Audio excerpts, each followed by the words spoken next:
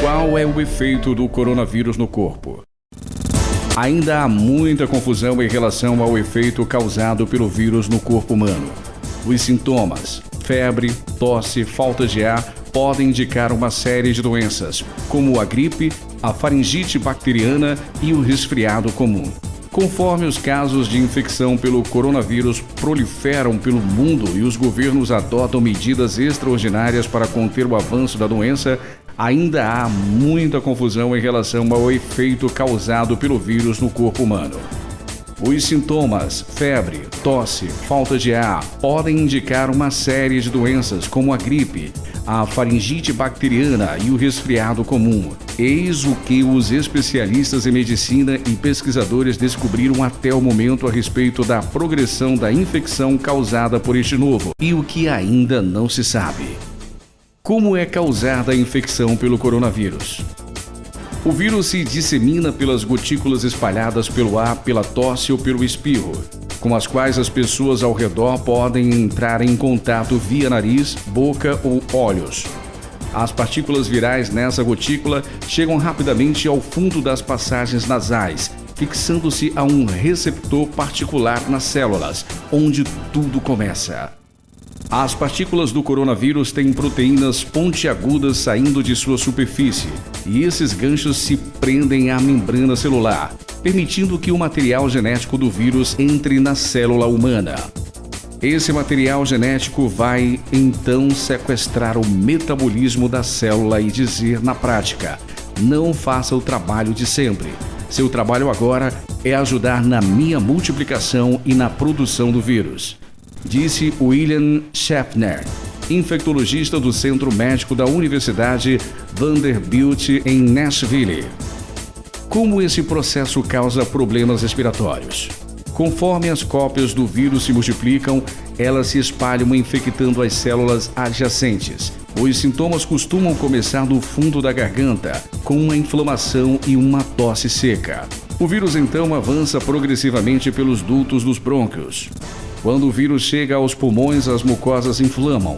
Isso pode danificar os alvéolos ou vesículas pulmonares, que precisam trabalhar mais para desempenhar a função de fornecer oxigênio ao sangue que circula pelo nosso corpo e remove o dióxido de carbono do sangue para que possamos exalá-lo. Quando é produzido um inchaço na região, fica muito mais difícil para que o oxigênio atravesse a mucosa. O inchaço e a dificuldade de circulação do oxigênio podem levar essas áreas do pulmão a se encherem de fluido, pus e células mortas. Pode ocorrer pneumonia, uma infecção dos pulmões. Alguns desenvolvem problemas respiratórios de tal grau que precisam de aparelhos. Nos piores casos, identificados como síndrome do desconforto respiratório agudo, os pulmões ficam cheios de tanto fluido que o auxílio dos aparelhos é insuficiente e o paciente morre. Qual é a trajetória do vírus nos pulmões? Xu-Yuan Xiao, professor da patologia da Faculdade de Medicina da Universidade de Chicago, examinou relatórios patológicos de pacientes do coronavírus na China. Ele disse que o vírus parece começar nas áreas periféricas em ambos os lados do pulmão e pode demorar um pouco para chegar ao trato respiratório superior, à traqueia e a outras vias aéreas centrais. Xiao, que também atua como diretor do Centro de Patologia e Diagnóstico Molecular da Universidade de Wuhan, disse que esse padrão ajuda a explicar por que em Wuhan, onde a epidemia teve início, muitos dos primeiros casos não foram identificados imediatamente. O regime inicial de testes em muitos hospitais chineses nem sempre detectava a infecção das áreas periféricas do pulmão, de modo que algumas pessoas que apresentavam sintomas foram mandadas para casa sem tratamento. Eles buscavam tratamento em outros hospitais ou ficavam em casa e infectavam os parentes, disse ele. Essa é uma das razões que levou a uma difusão tão grande da doença.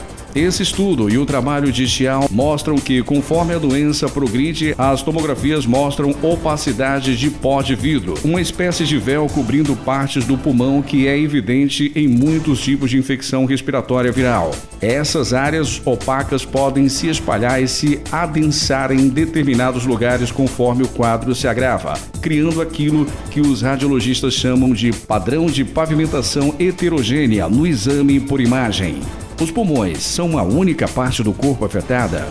Não necessariamente. Compton Phillips disse que a infecção pode se espalhar pelas mucosas do nariz até o reto. Assim, ainda que o principal alvo do vírus seja aparentemente o pulmão, talvez ele também seja capaz de infectar células do sistema gastrointestinal, dizem os especialistas. Talvez por isso, alguns pacientes apresentem sintomas como diarreia e indigestão. O vírus também pode chegar ao sistema circulatório, disse Schaffner. Os Centros para a Prevenção e o Controle de Doenças dizem que o RNA do novo coronavírus foi detectado em amostras de sangue e fezes, mas ainda não se sabe se o vírus permanece infeccioso no sangue ou nas fezes. A medula e órgãos como o fígado também podem ficar inflamados, disse George Diers, líder de seção de doenças infecciosas do Providence Regional Medical Center, em Everett, Washington, cuja equipe tratou o primeiro paciente americano do coronavírus. Pode haver também alguma inflamação dos capilares, como ocorreu com a SARS, epidemia viral de 2002 e 2003. Porque algumas pessoas ficam muito doentes enquanto a maioria apresenta sintomas leves. Cerca de 80% dos infectados pelo novo coronavírus apresentam sintomas relativamente leves, mas cerca de 20% adoecem mais, e em cerca de 2% dos pacientes na China, país que apresenta o maior número de casos, a doença foi fatal.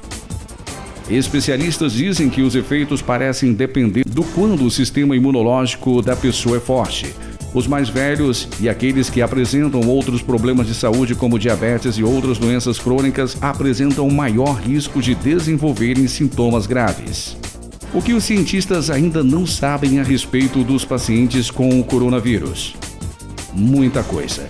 Embora a doença se assemelhe à SARS, sob muitos aspectos e tem elementos em comum como a influenza e a pneumonia, o desenvolvimento da infecção pelo coronavírus no paciente ainda não é totalmente compreendido. Alguns pacientes podem apresentar um quadro estável por uma semana e então desenvolver pneumonia, disse Dias. Alguns pacientes parecem recuperados, mas então voltam a apresentar sintomas. Xiao disse que alguns pacientes na China pareciam recuperados, mas adoeceram novamente, aparentemente porque estavam com o tecido danificado e vulnerável nos pulmões, e foram subsequentemente atacados por bactérias em seus corpos. Alguns desses pacientes acabaram morrendo de uma infecção bacteriana e não do vírus, mas essa não parece ser a causa da maioria das mortes, disse ele. Outros casos são trágicos mistérios. Xiao disse ter conhecido pessoalmente um casal que foi infectado, mas cujo quadro parecia estar melhorando. Então, a situação do marido piorou e ele foi hospitalizado. Ele estava na UTI recebendo oxigênio e mandou mensagens de texto à mulher dizendo que se sentia melhor e tinha apetite, disse Xiao. Mas no fim da tarde, ela parou de receber mensagens dele. Não sabia o que estava vendo. Então, às 10 da noite, recebeu um aviso do hospital informando que ele tinha morrido. Locução Célio Marinho, tradução de Augusto Calil.